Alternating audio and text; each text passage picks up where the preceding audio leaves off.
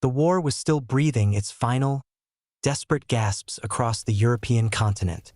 Bavaria, April 1945.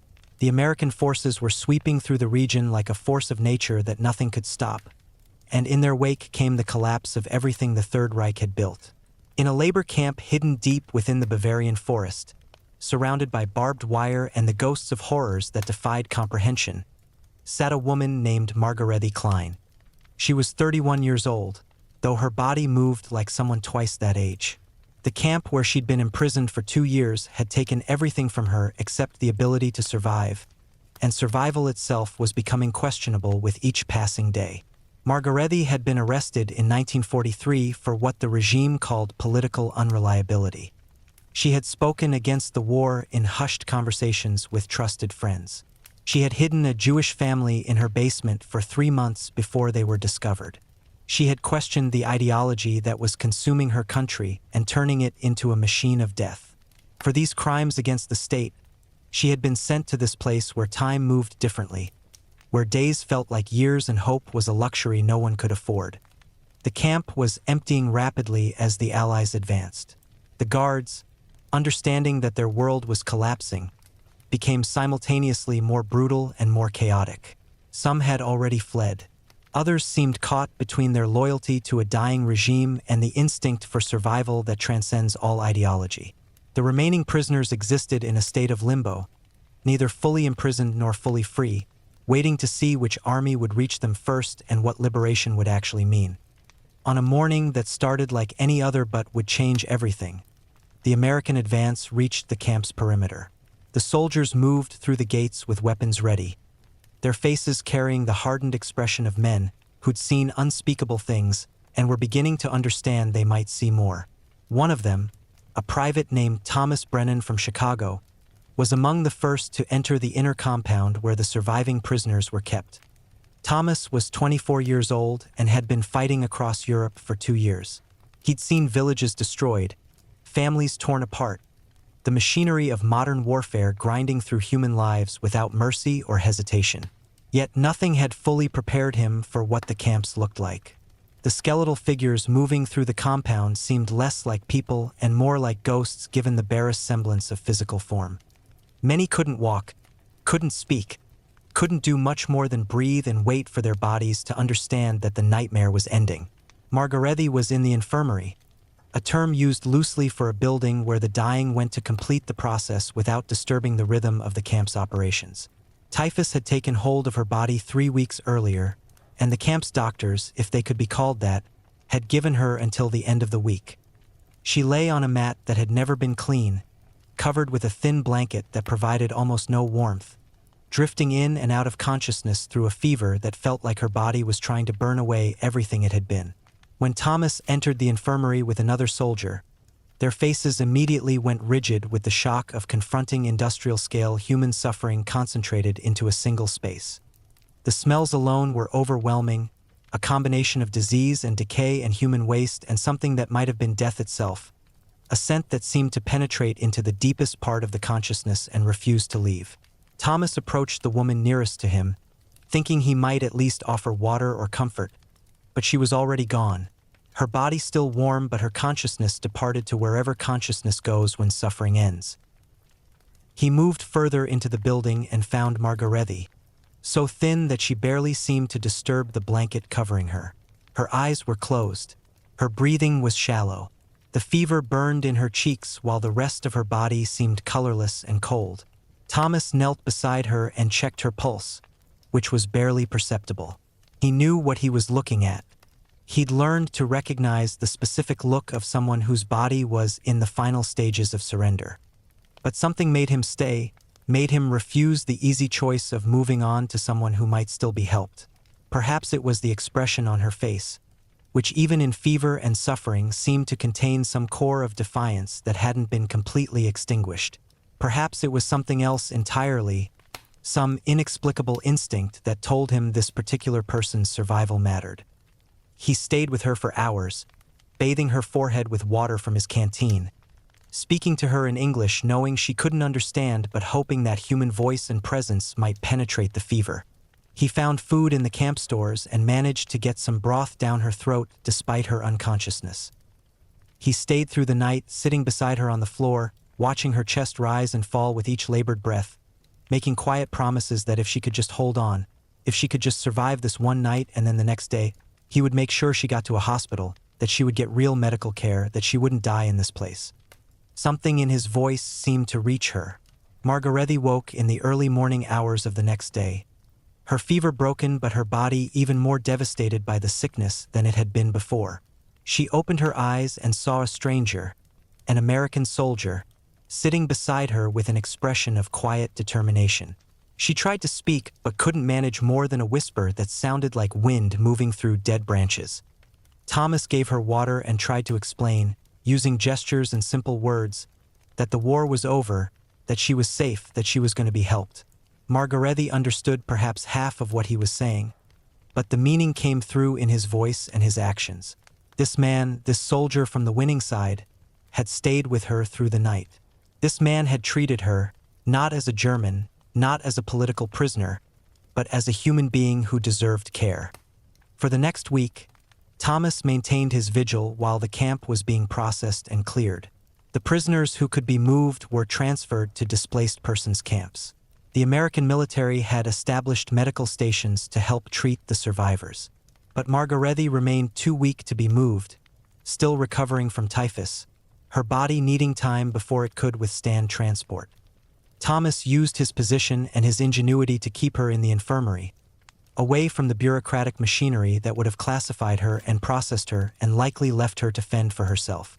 He brought her food that was meant for the soldiers, food that had actually been cooked, that had flavor and substance. He found antibiotics that had just arrived and convinced a medical officer that her survival depended on them. He spoke to her for hours, telling her about Chicago, about his family, about his mother's insistence that he learn to cook because she believed that men who could feed themselves were men who could take care of others. Margarethi recovered slowly, her body rebuilding itself from almost nothing. But something else was happening alongside the physical recovery. Thomas and Margarethi were beginning to communicate across the gulf that seemed to separate them. Thomas learned German from her, bits and pieces, words and phrases that she taught him while her voice returned. Margarethi learned English, listening to him speak, understanding more each day. She told him about her life before the camp, before the war had consumed everything. She'd been a schoolteacher, teaching literature to children, believing that stories and poetry were the things that kept humanity alive during dark times. She told him about the moment she decided to help the Jewish family, understanding as she did it that she was committing treason against her government and that if discovered, she would pay the ultimate price. She told him that she had no regrets, that some things were more important than safety, more important than loyalty to a state that had become evil. Thomas listened to her story and understood that this woman had made a choice to be human when her government was demanding she be something else. She had sacrificed everything for her principles. Now, through a random convergence of fate and military movement and his own inexplicable decision to stay with her through that first night, she had survived. 2 weeks after the camp's liberation, Margarethi was strong enough to be transported to a proper hospital. Thomas helped her onto the truck that would take her away from the camp, away from the immediate proximity of liberated prisoners and military operations.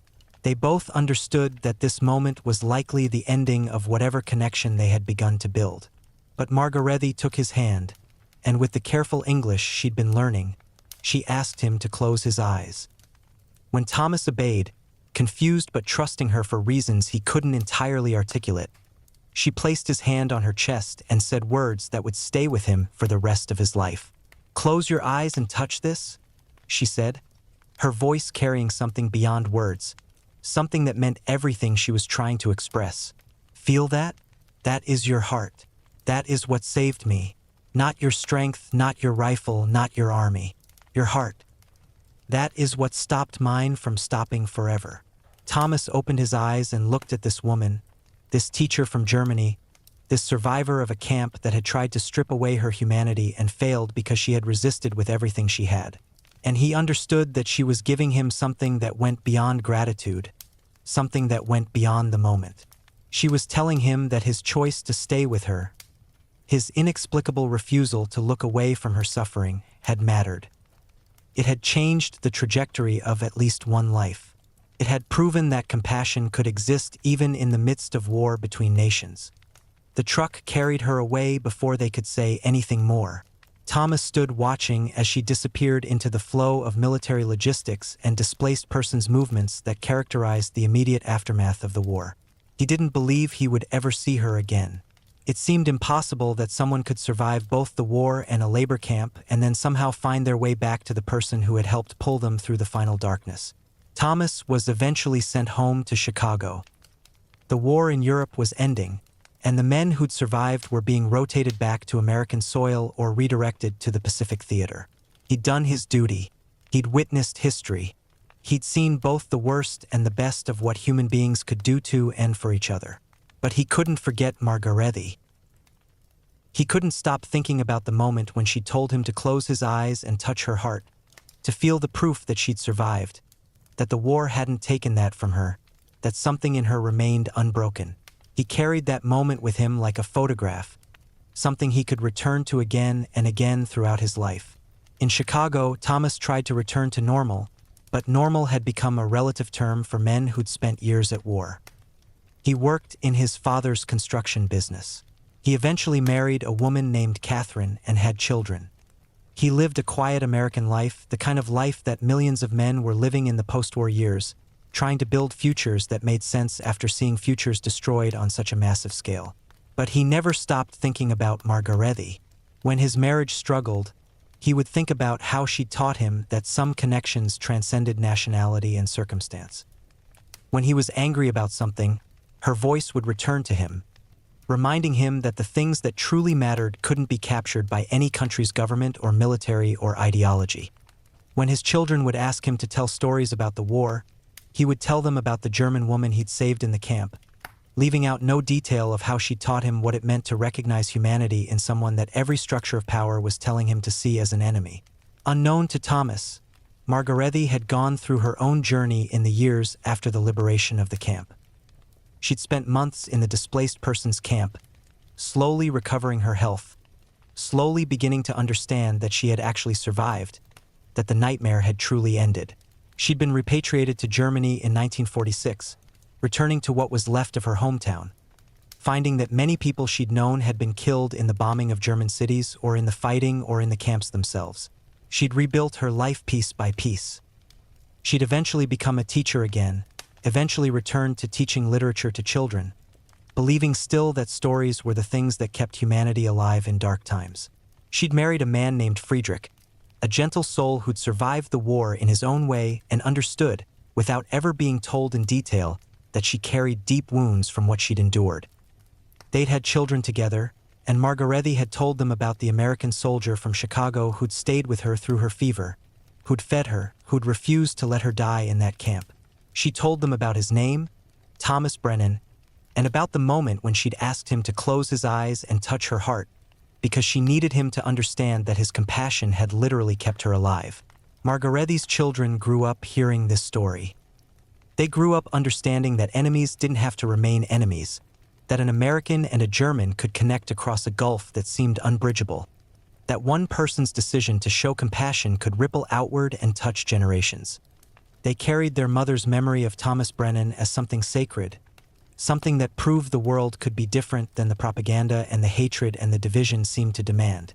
55 years later, in 2000, through a series of unlikely connections and historical research and the emerging possibilities of the internet, Margarethe's daughter discovered that Thomas Brennan was still alive. She was living in Chicago by then, and she found the address of the business that Thomas's grandson was running.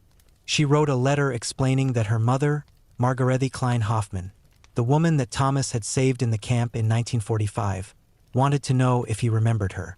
Thomas, who was 79 years old at the time, received that letter and read it and wept. He'd spent 55 years wondering what had happened to this woman, whether she'd survived, whether the recovery he'd started had held, whether she'd gone on to live a life worth living. The answer, according to the letter, was yes to all of those questions. She'd survived. She'd lived. She'd had children and grandchildren and had spent her life teaching literature. feeding young minds the same way Thomas had tried to feed her body in that camp. Thomas wrote back immediately. He wanted to know if she'd be willing to meet him.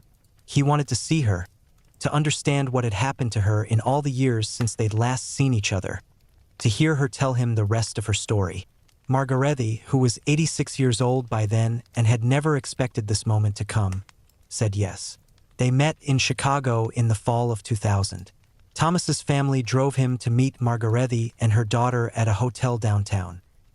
When they saw each other for the first time in 55 years, they both cried. Margarethi was frail now, her body carrying the accumulated weight of age. But her eyes were the same eyes that had opened and found Thomas beside her in that infirmary so many decades earlier. They sat together for hours talking about what had happened in all those years, about the lives they'd built, about the choices they'd made. Margarethi told Thomas that he'd been right to stay with her that first night. She'd been dying. The fever had been winning. Without his intervention, without his refusal to look away from her suffering, she would have died in that camp, and the world would have lost a teacher, a wife, a mother, a grandmother. Thomas told her that he'd spent 55 years carrying her words with him. Close your eyes and touch this. That moment had changed something fundamental in how he understood compassion, how he understood the possibility of connection across divisions that seemed absolute.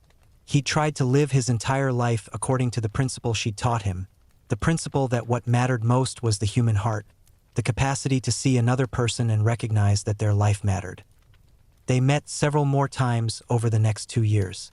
Margarethi wanted to write down her story, to make sure that what had happened between them was documented, that it would be preserved for future generations. Thomas agreed.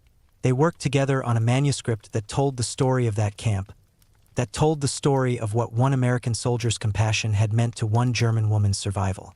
Margarethi died in 2002 at the age of 88.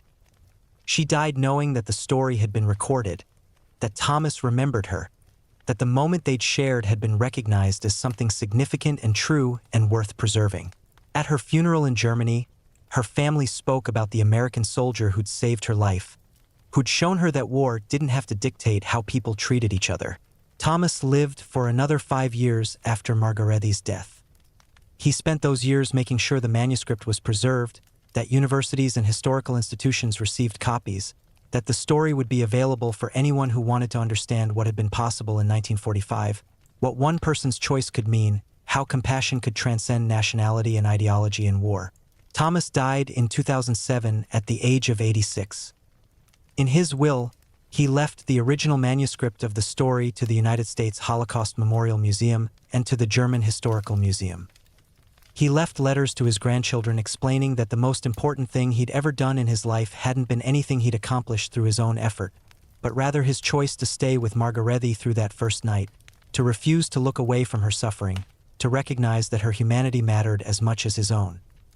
What makes the story of Thomas and Margarethi remarkable is not what happened while she was recovering from typhus in that camp. It's what happened afterward, the way that one moment of compassion became a lifetime of understanding, the way that two people separated by nationality and timing and the massive forces of history found a way to communicate across all of those divides, and in doing so proved that another way had always been possible. The story might have died with them. It could have been forgotten, filed away as one small anecdote among millions during the chaos and tragedy of the Second World War. But their children and grandchildren ensured that it was preserved, that it was told, that it was shared. Margarethi's grandchildren in Germany have written academic papers about the encounter, analyzing what it meant historically and personally. Thomas's grandchildren in Chicago have spoken publicly about what their grandfather taught them through his relationship with Margarethi. The manuscript that Thomas and Margarethi worked on together was published in 2004, 2 years after her death. It became a modest success in academic circles and among people interested in personal stories from the Second World War. Universities assigned it to classes studying the Holocaust and the liberation of the camps. People read it and understood that history was not made up of abstract forces and large movements, but of millions of individual choices made by individual people about how they would treat each other. The most powerful moment in the manuscript, the moment that people return to again and again, is the moment when Margarethi tells Thomas to close his eyes and touch her heart. That moment contains everything the story is trying to communicate. It contains the recognition that compassion is the thing that truly matters. It contains the evidence that one person's choice to see another person as human, rather than as enemy or prisoner or category or statistic, could literally mean the difference between life and death. Young people who read the story often ask what they should do with that knowledge. How should they live differently knowing that compassion could have such power? Thomas's grandchildren have formed an educational foundation in his and Margarethy's names. The foundation focuses on teaching young people about the possibility of reconciliation across deep divides, about the power of individual choice to change trajectories, about what becomes possible when people decide to treat each other with dignity, regardless of nationality or religion or political affiliation. Margarethy's descendants still live in the same region of Germany where the labor camp was located. They've worked with local historical societies to document what happened there, to preserve the memory, to ensure that the camp is remembered not just as a place of horror, but as a place where, in the midst of that horror, an American soldier and a German woman found a way to see each other's humanity. A plaque was placed at the site of the camp in 2005, commemorating not just the victims, but the survivors, and specifically mentioning Margarethy Klein and her connection to an American soldier. Thomas's grave in Chicago has been visited by thousands of people who've read the story and wanted to understand more deeply what happened, wanted to stand at the place where this man whose choice mattered so deeply was finally laid to rest. His family has maintained a small memorial there that includes quotes from the manuscript, including Margarethy's crucial instruction. Close your eyes and touch this. Feel that? That is your heart. That is what saved me. What the story teaches, what it has continued to teach across decades and generations, is that the categories war tries to impose on us are ultimately not as powerful as our individual choices. Thomas could have walked past Margarethy in that infirmary. He could have seen her as a German, as a member of a nation that had started the war, as someone not worth the risk to his military duties. But instead, he chose to see her as a human being who was suffering and who needed help. Margarethy could have rejected his help, could have seen him as an American, as a member of the occupying force, as something to be feared or resisted. But instead, she accepted his care and eventually came to recognize it as what it truly was, an expression of human compassion that transcended all the divisions that power structures tried to maintain. The story of Thomas Brennan and Margarethy Klein happened in April and May of 1945, at a specific moment in history when the machinery of the Third Reich was finally grinding to a halt. But the implications of that story continue to ripple outward into the present moment. Every time someone reads about that moment in the infirmary, every time someone hears about Margarethy asking Thomas to close his eyes and touch her heart, they are being invited to consider the same possibility that Thomas and M. The possibility that enemies don't have to remain enemies. The possibility that compassion is more powerful than nationality. The possibility that in any moment, any person has the power to choose how they treat another human being. In a world that continues to experience conflict, that continues to be divided by ideology and politics and religion and identity, the memory of what Thomas and Margarethy accomplished becomes not less important, but more important. They proved that connection was possible across the deepest divides. They proved it not through grand gestures or political negotiations, but through the simple, revolutionary act of one person deciding to stay with another person through their suffering. Thomas never fully understood why he chose to stay with Margarethy that first night. He would say later that it was something he couldn't explain, some instinct that told him this particular person's life mattered, that something in her expression or her struggle transcended the distance between victor and vanquished. Whatever the reason, his choice changed everything. It changed Margarethy's physical survival from unlikely to possible. It changed her emotional survival, giving her proof that humanity still existed even in places where inhumanity had become policy. It changed his own understanding of what he was capable of, what compassion could accomplish, what love meant across seemingly impossible divides. Years after the war, Thomas would tell his grandchildren that the most important moment of his entire life wasn't something he'd done through his own power or determination. It was something he'd done by simply staying, by refusing to look away, by choosing to see another human being suffering as matching. That message, passed down through generations, became more important than any military service, any business success, any other accomplishment that Thomas accumulated across his long life. Margarethi lived her life with the same principle. She taught her students that literature mattered, that stories mattered, because they allowed people to see the world through someone else's eyes, to recognize shared humanity across divisions.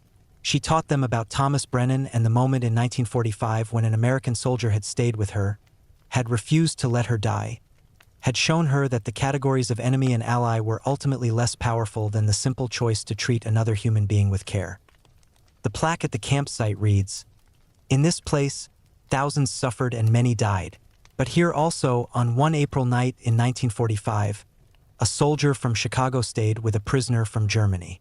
He chose compassion over indifference. She survived. The world changed moment by moment through such choices. Remember that another way has always been possible. Remember that it always will be." The story of Thomas and Margarethi reminds us that history is not made by forces alone. It is made by people, by the choices they make, by the moments they choose to recognize another person's humanity. Every division that seems unbridgeable, every conflict that seems impossible to resolve, exists because people have made choices to see each other as enemies. But every division can be bridged, every conflict can be transformed, if people make different choices. Choices to see each other as human, choices to extend compassion, choices to recognize that the heart matters more than the flag, that survival together matters more than victory, that love matters more than warfare. The last words Thomas Brennan ever wrote, in a letter to his grandchildren that was published after his death, contained an instruction that echoed Margarethi's words from so many decades before. "Close your eyes," he wrote, "and touch your own heart. Feel that? That is what ties you to every other human being on this planet. That is what makes you capable of compassion. That is what makes you capable of changing the world. Use it. Use it to see others, to help others, to refuse the divisions that war and hate try to impose. Use it to prove, as Margarethi and I proved, that enemies can become friends, that compassion is more powerful than any weapon, that love survives everything. That is the legacy I'm giving you. That is the choice I made one night in 1945 that became my whole life. That is what Margarethi taught me. Close your eyes and touch this. Feel that? That is everything that matters."